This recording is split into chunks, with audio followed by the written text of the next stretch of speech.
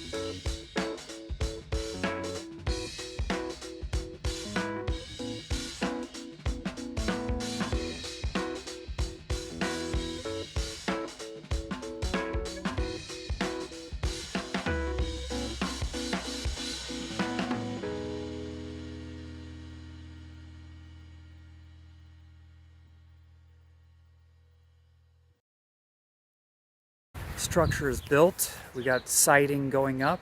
You can see they got the corners in, the soffits in, all that. The roofing is in progress, but they have most of the shingles in on the bottom side, and the windows are in and trimmed out. And so really the rest of it's just siding and roofing, and then we're finished, at least with the main structure. The garage door is still on order. It turns out that a 12-foot by 8-foot residential door, especially a fancy one like I ordered, it's going to be a carriage style with transom windows. Those aren't readily available. 8-foot and 16-foot garage doors, yes, those are very common in residential, but not so much the 12-foot, but that's okay. I decided not to put any windows on this east wall here. That kind of opens up. If you've watched my videos, you know I do a lot of work out here in the field, and I've done some sandblasting out here. I decided not to put any windows on this side. Yeah, it'll be darker in the morning when no eastern sunlight can get in, but that'll allow me tons and tons, just infinite amount of vertical space here on this 12-foot sidewall. And look at how huge this is compared to my other garage. And I started pulling down some of the sheathing that I put in here to protect the workshop. Now that we're at this phase of the construction, we're in pretty good shape, and I don't think anything's going to be flying into here. I've got pretty much all the structure done. And this is one of those things where I don't know a lot about carpentry and construction, but I know a little, I know enough. It does help anytime you're having somebody do work on your house or whatever, whether it's construction, remodeling, bathroom, kitchen remodels, to know a little bit about the trade. You know, teach yourself, learn on YouTube videos. So I built this shed myself a couple of years ago. I did a bunch of videos on that. It's on my channel. And although building a shed doesn't make me a home builder or a garage builder by any means, to build a structure like this, it does give me an idea of what it takes. But more importantly, because I am using a general contractor and his teams, it also gives me the ability to ask questions and to understand. Like, for example, when I saw the roof being built and knowing what type of venting I'm going to use, that's one thing I asked. You know, educate yourself, ask good questions to the general contractor. It'll let him know that you know what you're talking about.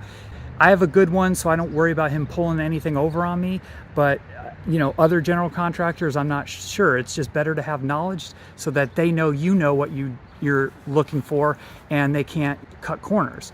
But anyway, I noticed that they wrapped the shingles over on Friday right before the weekend, and I sent an email to the general contractor. I said, I'm not seeing any drip edge on the roof or on the rake, and I also don't understand why they started wrapping shingles over the top before putting on the ridge vent. And his reply was very good. He said, no, they just wrapped it over just in case there's any rain over the weekend. It's protecting the existing opening there. And yeah, they're not going to do the drip edge yet, but they will get the flashing and drip edge in. They just didn't nail all the way in, and they're just going to install that later.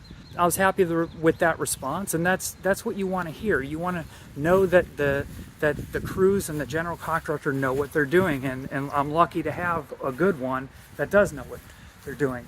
So you can see here, what I should be seeing is once they do the siding here, and they should be putting flashing in all the way around and then fitting in the roof there.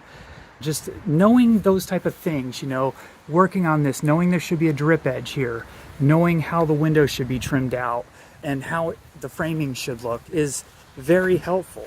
Now notice this is, compared to my shed, my trusses were a little bit different. This is a single beam with the hand-built rafters. You can see the gap there for the ridge vent. And I think these are called hurricane ties. That's one thing I wouldn't have noticed, but I probably should have read up more on that to know that each and every one of those should be hurricane tied, which they did. So that's just the type of stuff you need to educate yourself on so that you can be sure that you're doing your own quality assurance whenever you're having something else built for you, especially remodeling bathrooms, knowing how the tiling and the shower pan and the waterproofing should work, that type of stuff, so that you can ask those questions now before they finish it and you either can't see what they've done underneath layers of materials, or it fails later and that's when you notice. This is the time to catch any issues and mistakes or ask your questions. So in addition to that, I went ahead and since we got enough roofing on over this area, even if it does rain, which it's not going to rain for another week, it's not going to get wet. So I went ahead and installed my panel. I kept it about 3/16 to 1/4 inch proud of the stud there so that it matches up well with the drywall, insets a little bit into the drywall, and got that all in. I hooked up one circuit,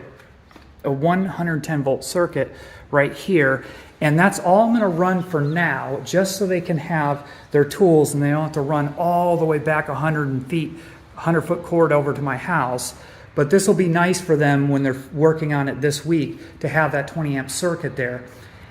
I have the ground rod into the ground outside there. I haven't hooked up the ground rod here just because I don't want to drill into the panel until it's already done.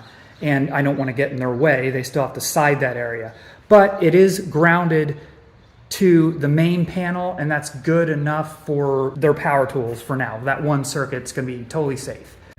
That's it for this video. On the next video, hopefully in the next week, I'll have the final video of this fully finished out, and then I'll be starting on projects on the inside to finish it out, such as insulation, electrical work, drywall, and all sorts of other projects. So stick with me on that, and we'll see you on the next one.